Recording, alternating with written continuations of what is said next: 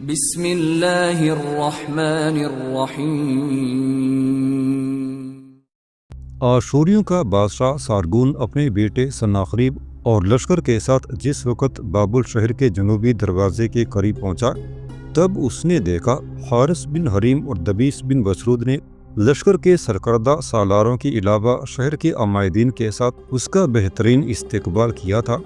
اپنے گھوڑوں سے اتر کر سب سے پہلے سارگون اور سناخریب باری باری حارث بن حریم اور دبیس بن بسرود سے گلے ملے۔ اس کے بعد ان دونوں سے سارگون کے دوسرے سالار گلے مل رہے تھے، جبکہ سارگون اور سناخریب بابل شہر کے عمائدین سے تعارف حاصل کرنے لگے تھے۔ جب یہ کارروائی ختم ہوئی، تب سارگون اور سناخریب دونوں باپ بیٹا اس جگہ آئے جہاں حارث بن حریم اور دبیس بن بسرود کھڑے تھے۔ سارگون تھوڑی دیر تک بڑے غور سے حارث بن حریم کی طرف دیکھتا رہا، پھر اچانک اس نے اپنا ہاتھ حارث کے کندھے پر رکھا، ایک ہاتھ سے اس کا گال تپایا، پھر بڑی شفقت میں اسے مخاطب کر کے کہنے لگا، میرے عزیز اور میرے عظیم سالار، میں غلط بیانی سے کام نہیں لوں گا، حقیقت کہوں گا۔ قسم آشور دیوتا کی، میں ہرگز یہ توقع نہیں رکھتا تھا کہ تم اس قدر آسانی کے ساتھ بابل شہر کو اپنے سامنے زیر کر لو گے۔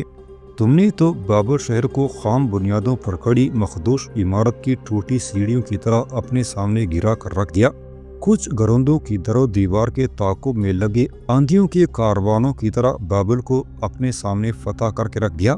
یقیناً تم ان جوانوں میں سے ہو جن سے موت بھی اس طرح دوری مانگتی ہے جس طرح سوکھے پیڑوں کی شاخوں سے پتے رہائی مانگتے ہیں۔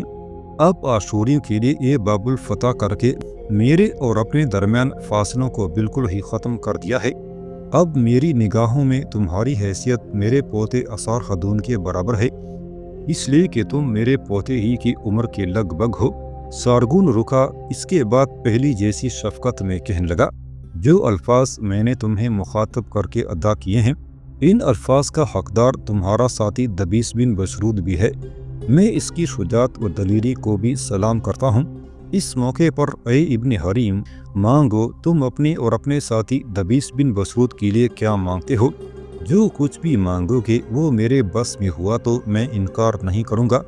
حارث بن حریم مسکرایا، کہنے لگا، آشوریوں کے عظیم بادشاہ، میں ایک جنگجو ہوں اور میرا تعلق آموریوں کے خانہ بدوش جنگجو قبیلے سے ہے۔ میرے جیسے شخص کی سب سے بڑی خواہش یہی ہو سکتی ہے کہ اس کے رانوں تلے سرکش گھوڑا ہو، کمر میں چمکتی سیکل شدہ تلوار ہو، گھوڑے کی زین کی دائیں جانب چمکتی انی کا نیزہ، بائیں جانب لشکار مارتی ڈھال ہو، سر پر آنکھوں کا چکا چون دینے والا آخنی خود، پشت پر زہریلے تیروں سے بھرا ہوا ترکش ہو، زین کے ہلنے سے درخت کے شاخوں کی طرح خم کھانے والی کمان لٹک رہی ہو، جسم پر دوہرے فولاد کی زرہ ہو۔ بس یہی میری آخری خواہش ہے۔ اب میں خانہ بدوش نہیں رہا، آشوریوں کا ایک حصہ ہوں، آپ کا ایک سالار ہوں۔ آپ کی کیا یہ کم مہربانی ہے کہ آپ نے میرے خانہ بدوش قبیلے کے سارے جوانوں کو اپنے لشکر میں شامل کیا اور ان کے بہترین معاوضے مقرر کیے۔ میرے خانہ بدوش قبیلے کے وہ لوگ جو جنگوں میں حصہ نہیں لے سکتے، انہیں اپنے نئے آباد کیے جانے والے شہر میں مزدوری دی۔ یہ میرے لیے سب سے بڑا انعام ہے۔ ویسے بھی میں آپ سے کہوں کہ میں بچپن ہی سے یہ خواب دیکھا کرتا تھا کہ سرخ ریت کا غیر آباد بے آب و گیا صحرا ہو اور میں اس صحرا کے اندر نامہربان زہریلی آندھیوں کی طرح اپنے دشمن کے تعاقب میں لگ جاتا ہوں، اور آج میرا یہ خواب حقیقت کا روپ دھار گیا ہے۔ اب مجھے اس سے بڑھ کر اور کیا چاہیے؟ میں آپ سے کچھ نہیں مانگتا۔ جس کارروائی کا میں نے مظاہرہ کیا ہے، یہ کارروائی میرے فرائض میں شامل ہے، اس لیے کہ اب میں آشوری قوم کی ایک اکائی ہوں، اور آشوریوں کے لیے بہتری کا ہر کام کرنا میرے منصب کا تقاضا بھی ہے۔ جب تک حارث بن حریم بولتا رہا، سارگون مسکراتا رہا۔ جب وہ خاموش ہوا تو ایک بار پھر بڑے پیار سے اس نے اس کا گال تپایا اور کہنے لگا، تم واقعی لالچ اور لوبھ سے ماورا ایک قابل بھروسہ سالار ہو۔ اب دشمن کے خلاف تمہاری حیثیت میری نگاہوں میں ایک سب سے کھڑے تیر کی حیثیت رکھتی ہے۔ سارگون حارث بن حریم کو مخاطب کرتے ہوئے مزید کچھ کہنا چاہتا تھا کہ اس موقع پر اس کا بیٹا سناخریب حارث کو مخاطب کرتے ہوئے بول پڑا، حارث، آشوریوں کے عظیم سالار، میں ابھی تک یہ فیصلہ نہیں کر سکا کہ تمہیں بھائی کہہ کر مخاطب کروں کہ بیٹا عمر میں میرے بیٹوں ہی کی طرح ہو۔ بہرحال تم نے آشوریوں کے لیے جس خلوص اور جان نثاری کا مظاہرہ کیا ہے اس کی کوئی قیمت نہیں لگائی جا سکتی۔ تم نے جس بے غرضی اور جس وفاداری کا مظاہرہ کیا ہے یہ بھی ایک آدمی کے بس کا روگ نہیں۔ اب تم ہماری فصیل جسم و جان کی آخری سیڑھی ہو، تم نینوا کی اکائیوں کا ایک بڑا حصہ ہو، ہمارے لیے زمان و مکان سے ماورا ایک حقیقت ہو۔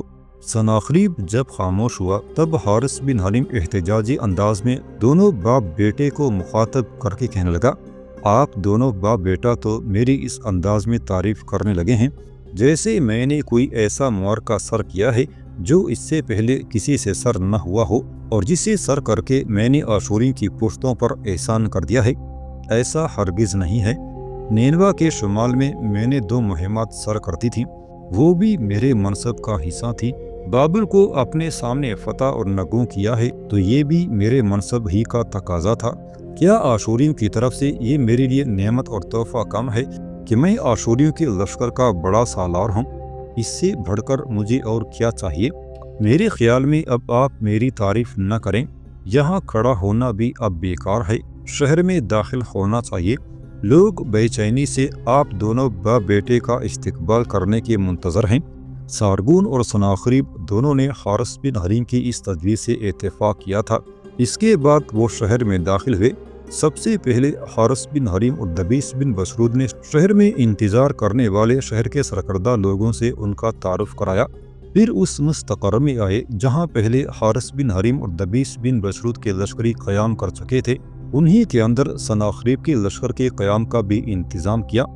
اس کے بعد حارث بن حلیم دبیس بن بسرود کے ساتھ مل کر سارگون اور اس کا بیٹا سناخریب بابل کا نظم و نسق درست کرنے میں لگ گئے تھے۔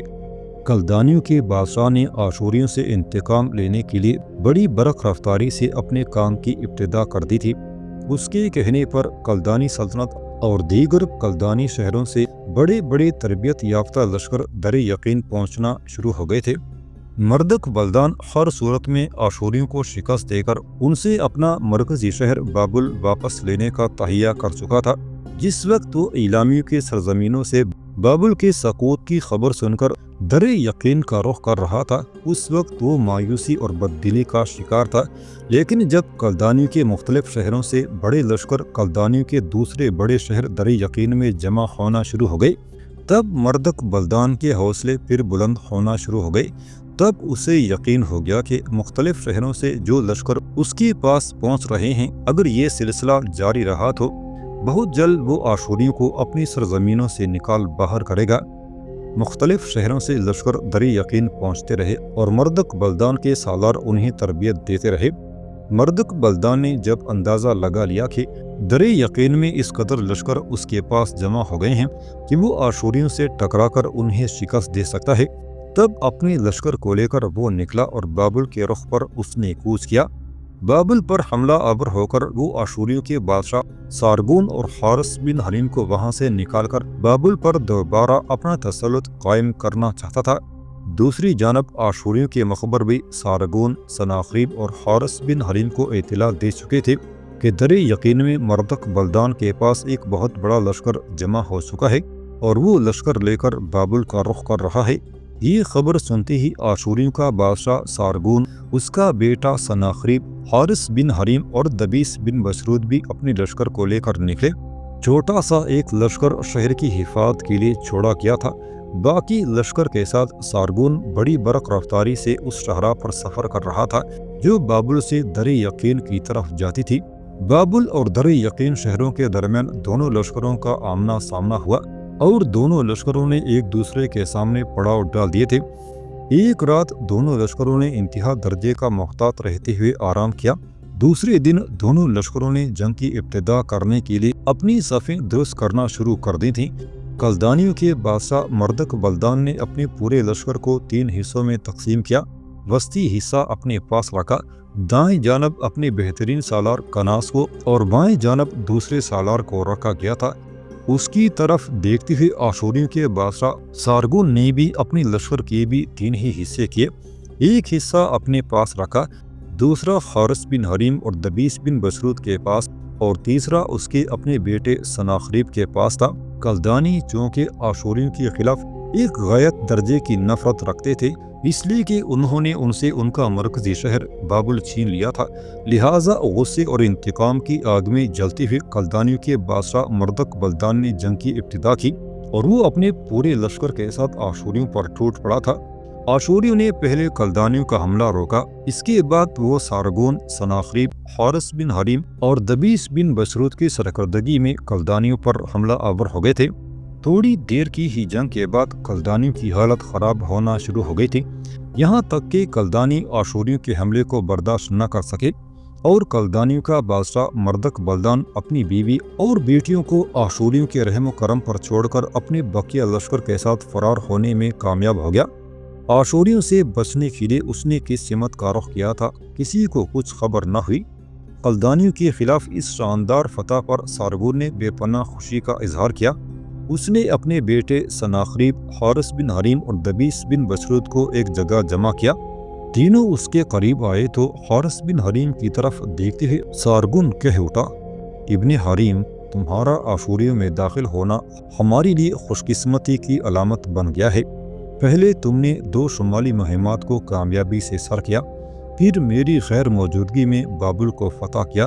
اب اس جنگ میں بھی تمہاری کارگزاری سب سے نمایاں اور قابل تعریف رہی ہے۔ کلدانیوں کا بادشاہ مردک بلدان اپنے بچے کچے لشکریوں کے ساتھ بھاگ گیا ہے، ہم نے جان بوجھ کر اس کا تعاقب نہیں کیا۔ اپنے پڑاؤ میں میں نے سنا ہے وہ ویسے کی ویسے ہی چھوڑ گیا ہے، اس کے پڑاؤ میں اس کے اہل خانہ میں سے اس کی بیوی اور بیٹیاں بھی شامل ہیں۔ اب اس کے پڑاؤ کو میں تمہارے سپرد کرتا ہوں۔ پڑاؤ کا سارا سامان اور پڑاؤ کے اندر جس قدر خواتین ہیں ان کی قسمت کا فیصلہ بھی میں تمہارے ہاتھ میں دیتا ہوں، چاہے تو انہیں معاف کر دو، چاہے ان کے ساتھ جو مرضی سلوک کرو، تمہارا حکم، تمہارا فیصلہ آخری ہوگا۔ میں اور میرا بیٹا سناخریب زخمیوں کی دیکھ بھال کرتے ہیں، اتنی دیر تک تم اور دبیس بن بسرود مردک بلدان کے پڑاؤ کا جائزہ لے لو۔ اس کے ساتھ ہی سارگون اور اس کا بیٹا سناخریب وہاں سے ہٹ گئے تھے۔ کلدانیوں کے بادشاہ مردک بلدان کی بیوی رویان، بیٹیاں تبیرہ اور کندل اور دونوں بہنوں کا بوڑھا اتالق فتروس خیمے کے اندر خوفزدہ اور ہراساں سے بیٹھے ہوئے تھے کہ کندل نے بولتے ہوئے خیمے کی خاموشی کو توڑا، میرے باپ نے ہمیں یہاں اکیلا چھوڑ کر اچھا نہیں کیا، اگر آشوریوں کے ہاتھوں شکست اٹھا کر بھاگنا ہی تھا تو پھر ہمیں اپنے ساتھ لے کر جاتا۔ مجھے کنا سے بھی یہ امید نہ تھی کہ وہ بھی میرے باپ کی طرح ہمیں دشمنوں کے رحم و کرم پر چھوڑ کر اپنی جان بچانے کے لیے بھاگ جائے گا۔ اب آشوری ہمارے ساتھ ہر وہ برا سلوک کریں گے جس کی ہم توقع بھی نہیں رکھتے، ان کے ہاتھوں نہ ہماری جانیں محفوظ رہیں گی نہ ہماری عصمتیں، ہر سامنے آنے والی لڑکی کی عصمت کو وہ پرانے بوسیدہ چیتنوں کی طرح تار تار کر دیں گے۔ کندل دم لینے کو روکی، اس کے بعد اپنی ماں اور بہن تبیرہ کی طرف دیکھتی ہے، وہ پہلے سے بھی زیادہ دکھ بھرے انداز میں کہہ رہی تھی، اور سب سے زیادہ کمبختی تو میری آئے گی، اس لیے کہ حارث بن حریم نام کا وہ نوجوان جسے ہمارے بڑے پجاری زولاب نے درندوں کے سامنے پھینکنے کی سزا دی تھی، اس کے خلاف سب سے زیادہ میں ہی بولی تھی۔ پھر میری بدبختی یہ کہ جس وقت وہ بابل شہر سے نکل کر آشوریوں کی طرف جا رہا تھا، میں نے اس کے پیچھے مسلح زبان لگائے تاکہ اسے قتل کر دیا جائے۔ میری بدبختی کہ اس نوجوان نے آشوریوں میں جا کر بہترین سالار کی حیثیت اختیار کر لی، اس نے بابل شہر کو فتح کیا، اور یہاں بھی سنا ہے کہ اس کی وجہ سے آشوریوں کو کلدانیوں کے مقابلے میں فتح نصیب ہوئی ہے۔ میرا دل کہتا ہے کہ تھوڑی دیر تک وہ ہمارے خیمے میں آئے گا اور مجھے زبردستی اٹھا کر اپنے ساتھ لے جائے گا۔ میرا دل یہ بھی کہتا ہے کہ وہ ایک داشتہ کی حیثیت سے زبردستی مجھے اپنے پاس رکھنے کی کوشش کرے گا۔ اگر اس نے ایسا کرنے کی کوشش کی تو میں اسے تو کچھ نہ کہوں گی، اپنی زندگی کا خاتمہ ضرور کر لوں گی۔ کندل کی اس گفتگو سے رویان اور تبیرہ ہی نہیں، بوڑھا اتالق فتروس بھی فکر مند ہو گیا تھا۔ کندل کی باتوں کا کوئی جواب دینا ہی چاہتا تھا کہ خیمے سے باہر کٹکا ہوا فتروس اٹھ کھڑا ہوا اور رویان کی طرف دیکھتے ہوئے کہنے لگا، میں دیکھتا ہوں باہر کیا ہلچل ہے۔ فتروس جب باہر نکلا تو اس نے دیکھا ان کے محل نما خیمے کے ارد گرد हारिस बिन हरीम मुसल्लह जवानों को मुकर्रर कर रहा था। पतरोस हारिस बिन हरीम के पास गया, बड़ी आजिज़ी और इनकिसारी से सलाम किया। खुशगवार और अच्छे अंदाज में हारिस बिन हरीम ने उसका जवाब दिया। पतरोस फिर बोल पड़ा, आशूरियों के अजीम सालार, मेरा नाम पतरोस है और मैं कलदानियों के बादशाह मर्दक बलदान की बेटी कंदल और तबीरा का अतालिक हूँ। पतरोस मजीद कुछ कहना चाहता था कि हारिस बिन हरीम ने उसकी बात पूरी न होने दी। मुस्कुराते हुए कहने लगा, तुम खैमे से इस अंदेशे के तहत निकले हो कि कहीं हम मर्दक बलदान की बीवी और बेटियों को नुकसान न पहुँचाएं। ऐसा हरगिज़ नहीं होगा। मैंने इन मुहतरम ख़वातीन के खैमे के इर्द गिर्द मुसल्लह जवान मुकर्रर कर दिए हैं जो इनकी हिफाजत करेंगे। कोई इन तीनों की तरफ मैली आंख से भी नहीं देख सकता। इनकी इज़्ज़त, इनकी जान ऐसी ही महफूज रहेगी जैसे हमारी अपनी। मुहतरम पतरोस, खैमे के अंदर चले जाओ, जाके मर्दक बलदान की बीवी और दोनों बेटियों से कह दो कि जिस तरह वो अपने कसर के अंदर महफूज थीं, उसी तरह यहाँ भी अपने खैमे के अंदर वो महफूज हैं। कोई उन्हें नुकसान नहीं पहुँचा सकता। इसके साथ ही हारिस बिन हरीम वहाँ से हट गया था। उसकी गुफ्तगू से पतरोस की खुशी और इत्मीनान की कोई हद न थी। जब तक खैमों के अंदर हारिस बिन हरीम जाता हुआ दिखाई देता रहा, वो बड़ी ममनूनियत से उसे जाता हुआ देखता रहा।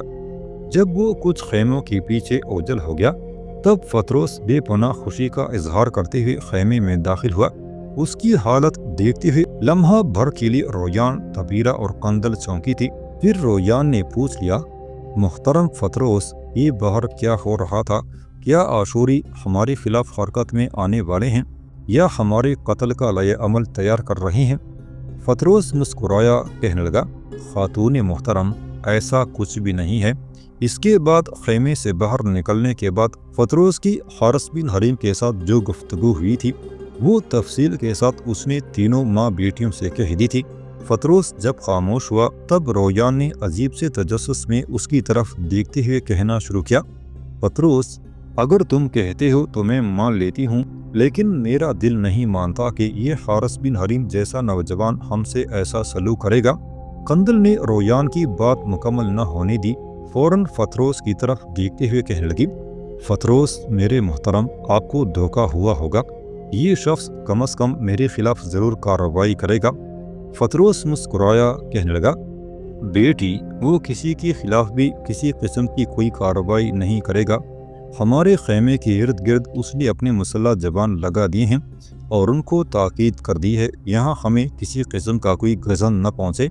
उसने मुझे यहाँ तक बता दिया है कि कोई भी आप तीनों माँ बेटियों पर मैली आंख नहीं डाल सकेगा। उसने हम सबकी हिफाजत का बेहतरीन सामान किया है। यहाँ तक कहने के बाद पतरोस रुका, फिर कुछ सोचते हुए कहने लगा, आप तीनों माँ बेटियाँ जानती हैं कि जंग में घरों की रौनकें जर्द दरीचों में बदल जाती हैं, लेकिन मैं आशूरियों के सरदार हारिस बिन हरीम का इंतहा दर्जे का शुक्रगुजार हूँ कि हमारा दुश्मन होने के बावजूद भी वो हमारी पासबानी का फर्ज सर अंजाम दे रहा है। कंदल और तबीरा, मेरी दोनों बेटियों, अब तुमसे जो कुछ मैं कहने लगा हूँ, ये खसूसियत के साथ तुम्हारे लिए और अमूमी तौर पर ये तुम्हारी माँ रोयान के लिए है। रोयान जानती है और तुम दोनों बहनें भी आगाह हो कि कलदानी सरदार सरूब दीवानगी की हद तक कंदल को पसंद करता है, और सबसे बुरी खबर जो हमारे लिए क़यामत खीजियाँ कड़ी कर सकता है वो ये कि आशूरी ने सरूब को बाबुल का हाकम मुकर्रर कर दिया है। आप लोगों को खबर है कि एक मौके पर कनास को मुखातब करते हुए सरूब ने धमकी आमेज लहजे में कह दिया था कि वो कंदल और तबीरा दोनों बहनों से एक साथ शादी करेगा। कंदल और तबीरा की शक्लें आपस में मिलती हैं। ये अलहदा बात है कि कंदल ज़्यादा खूबसूरत है, लेकिन सरूब दोनों ही को पसंद करता था और दोनों ही को अपने हरम में दाखिल करना चाहता था। मेरी बेटियों, तुम दोनों ये भी जानती हो कि वो एक इंतहाई खूनख्वार इंसान है। बाबुल का हाकिम बनने के बाद यकीनन हमारे खिलाफ सलेब के फंदे, जुल्मत की तनाबे कड़ी करने की कोशिश करेगा। पतरोस जब खामोश हुआ तो बेपनाह अंदेशों और खौफ का इजहार करते हुए कंदल बोल पड़ी, मुहतरम बुजुर्ग पतरोस, इस सरूब के जुल्म और सितम से बचने के लिए हमें क्या कदम उठाना चाहिए? कोई तो होना चाहिए जो उसके जुल्म सितम से हमें निजात दिलाए। कोई तो होना चाहिए जो उसके सामने हमारे सरों पर अमन, आश्ती और हिफाजत की रिदा डाल सके। کندل مزید کچھ کہنا چاہتی تھی کہ اس کی بات کاٹتے ہوئے پھتروس بول پڑا، میری نگاہوں میں اگر دنیا میں اس وقت کوئی ایسا شخص ہے جو ہمیں تحفظ اور پناہ دے سکتا ہے تو وہ صرف حارث بن حریم ہے۔ وہ تھوڑی دیر پہلے میں خیمے سے باہر پہلی بار اس سے ملا ہوں۔ میں نے اس کی گفتگو، اس کی انداز اور اس کے الفاظ سے اندازہ لگایا ہے کہ وہ زرد بستیوں کا باسی نہیں ہے، ذہن کے اوطاق میں کالے قہر کا کھیل کھیلنے والا نہیں ہے، پر امید سوچوں میں بدی کے رقص کا بھی عادی نہیں ہے۔ سروب کے ظلم اور اس کے ستم سے اگر کوئی ہمیں بچا سکتا ہے تو یہ حارث بن حریم ہے۔ اس موقع پر میرے ذہن میں ایک سوچ آتی ہے، اسے میری طرف سے ایک تجویز سمجھیں، اور اگر اس تجویز پر عمل کیا جائے تو میرے خیال میں ہم سب سروب کے ظلم و ستم اور اس کے انتقام سے محفوظ رہ سکتے ہیں۔ جو تجویز میں نے سوچی ہے وہ میری بیٹی کندل کے لیے زیادہ ناگواری اور تبیرہ کے لیے کم ناگواری کا باعث بن سکتی ہے، لیکن اگر اس پر عمل کیا جائے تو سروب ہمارا کچھ نہیں بگاڑ سکتا۔ جو تجویز میں پیش کرنا چاہتا ہوں اس کے بیان سے پہلے میں یہ بھی واضح کر دوں کہ سروب اس وقت بے پناہ قوت کا مالک ہے۔ بابل کا حاکم بھی اسے حارث بن حریم نے ہی مقرر کیا ہے، اس لیے کہ بابل کو فتح حارث بن حریم نے کیا ہے۔ آشوریوں کا بادشاہ اس وقت ایلامیوں کے ساتھ برسر پیکار تھا، لہٰذا بابل کو فتح کرنے کے بعد سروب کو حارث خی نے بابل کا والی مقرر کیا، اور جس وقت آشوریوں کا بادشاہ ایلامیوں کے سرزمین سے لوٹ کر بابل میں داخل ہوا تو اس نے حارث بن حریم کے اس فیصلے کی تصدیق کر دی۔ گویا سارگون نے بھی سروب کو بابل کا حاکم تسلیم کر لیا ہے۔ یہ بھی سنا گیا ہے کہ سروب نے ایک بہت بڑی رقم خراج کے طور پر آشوریوں کو دینے کی عوض بابل کی ولایت حاصل کی ہے۔ اب جو وہ قدم اٹھائے گا وہ بڑا ہولناک ہوگا۔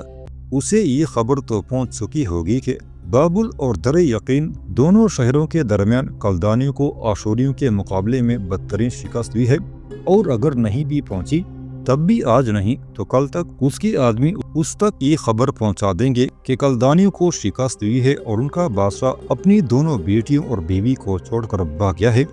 یہ خبر پہنچتے ہی سروب اپنی کارروائی کی ابتدا کرے گا، اور ہر صورت میں آشوریوں کے بادشاہ سارگون سے مل کر کندل اور تبیرہ دونوں کو حاصل کرنے کی کوشش کرے گا۔ اگر ایسا ہو گیا تو میری بات یاد رکھنا، سروب دونوں بہنوں کو تباہ برباد کر کے رکھ دے گا، اس لیے کہ ماضی میں دونوں بہنیں سروب سے نفرت کا اظہار کر چکی ہیں اور موقع بموقع اس کی تذلیل بھی کرتی رہی ہیں، اور وہ ان سے اس رویے کا انتقام ضرور لے گا۔ پھتروس مزید کچھ کہنا چاہتا تھا کہ کندل بیزاری کا اظہار کرتے ہوئے بول پڑی، پھتروس میرے محترم، زیادہ تمہید نہ باندھو، سروب کو میں جانتی ہوں کہ وہ کس قسم کا بدتمیز، انتہا درجہ کا ظالم اور ستمگر انسان ہے۔ اس سے ہر برے سلوک کی توقع اور امید کی جا سکتی ہے، پر تم یہ کہو کہ وہ کون سی تجویز ہے جس پر عمل کرتے ہوئے ہم بہنیں اور ہماری ماں سروب کے ظلم اور انتقام سے بچ سکتی ہیں؟ پھتروس نے کچھ سوچا پھر کہنے لگا، میری دونوں بیٹیوں، جو کچھ میں کہنے لگا ہوں اس کا برا مت ماننا۔ میں جو بھی اس موقع پر قدم اٹھاؤں گا اس میں تمہارا تحفظ پنہا ہوگا۔ کندل میری بیٹی، میں یہ بھی جانتا ہوں کہ تم دل کی گہرائیوں سے کناز کو پسند کرتی ہو اور اسے جیون ساتھی بنانے کا تہیہ کیے ہوئے ہو۔ جہاں تک تبیرہ کا تعلق ہے تو اس کی بات ابھی تک کہیں نہیں چلی۔ ہمارے پڑاؤ اور آشوریوں کے لشکر میں یہ انکشاف پھیلا دیا جائے کہ کندل نے آشوریوں کے سالار حارث بن حریم سے اور تبیرہ نے حارث بن حریم کے دستیراز دبیس بن بسروت سے شادی کر لی ہے، تو پھر یاد رکھنا سروب ہم سب کے خلاف کوئی انتقامی کارروائی نہیں کر سکے گا۔ حارث بن حریم وہ جوان ہے جس سے سروب ڈرتا ہے، خوفزدہ رہتا ہے، اس لیے کہ اسے بابل کا حاکم مقرر کرنے والا حارث بن حریم ہی ہے۔ سروب کو جب یہ خبر پہنچ جائے گی کہ کندل نے حارث بن حریم سے شادی کر لی ہے اور تبیرہ حارث بن حریم کے ساتھ ہی دبیس بن بسروت کی بیوی بن گئی ہے، تو یاد رکھنا وہ بالکل چپ ہو جائے گا۔ تم دونوں میں سے کسی کا مطالبہ نہیں کرے گا، اگر کرے گا تو یاد رکھنا یہ حارث بن حریم اسے بابل کی ولایت سے نہ صرف علیحدہ کر سکتا ہے بلکہ مجھے امید ہے کہ سروب حارث بن حریم کے ہاتھوں اپنی جان سے بھی ہاتھ دھو بیٹھے گا۔ جب تک پھتروس بولتا رہا کندل بڑی مشکل سے اپنے آپ کو ضبط کرتی رہی۔ جو ہی وہ خاموش ہوا وہ اولوں کی طرح برس پڑی۔ میں اس سروب اور حارث بن حریم دونوں سے ایک جیسی نفرت کرتی ہوں۔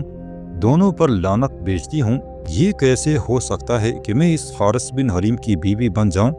اس کی بیوی بننے کے بجائے میں ذلت کی موت کو ترجیح دوں گی۔ اور پھر یہ بھی کہ قندل مزید کچھ کہنا چاہتی تھی کہ اس کی بات کاٹتے ہوئے پطرس بول پڑا، قندل میری بیٹی، اس میں ناراض اور خفا ہونے کی ضرورت نہیں۔ میں نے پہلے ہی تم سے کہا تھا کہ جو کچھ میں کہنے لگا ہوں اس پر خفگی کا اظہار مت کرنا۔ کون تمہیں کہتا ہے کہ تم حارث بن حریم کی عملی طور پر بیوی بن جاؤ؟ ہم تو صرف یہ مشہور کرنا چاہتے ہیں کہ تم نے حارث بن حریم اور طبیرہ نے دبیس بن بسروت سے شادی کر لی ہے۔ عملی طور پر تم دونوں کی شادیاں تو ان سے نہیں ہوں گی۔ ناپسندیدگی کا مظاہرہ کرتی ہوئی اس موقع پر قندل پھر بول پڑی، کہنے لگی،